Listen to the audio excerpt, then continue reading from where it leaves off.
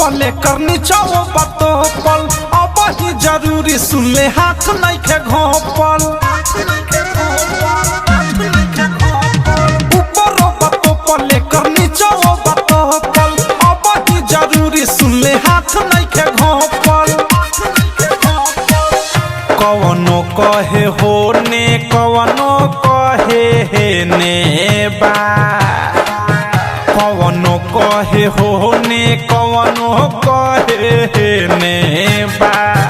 तो लोकेशन चालू कर ये कर ढोरी के नेबा तो लोकेशन चालू कर ये कर ढोरी के नेबा तो लोकेशन चालू कर ये कर ढोरी के नेबा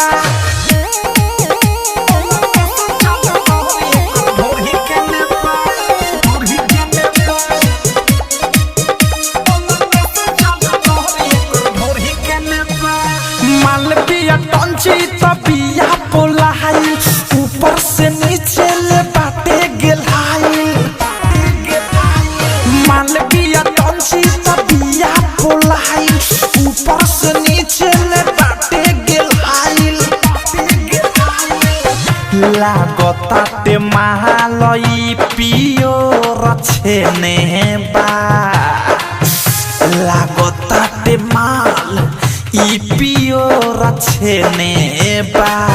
तो लोकेशन चालू कर ये कर ढोरी के नेबा तो लोकेशन चालू कर ये कर ढोरी के नेबा तो लोकेशन चालू कर ढोरी के नेबा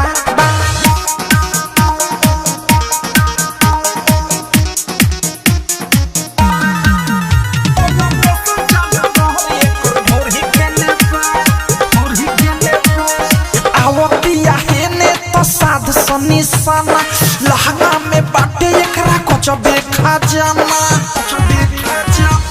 अवधि से राइटर थारू साध निशाना अनुराग मिसाइल बाटे कुछ देखा जाना रसदार चीज देख आइल एने बा रसदार चीज देख आइल एने बा तो लोकेशन चालू कर ये कर ढोरी के नेबा तो लोकेशन चालू कर ये कर ढोरी के नेबा तो लोकेशन चालू कर ढोरी के नेबा।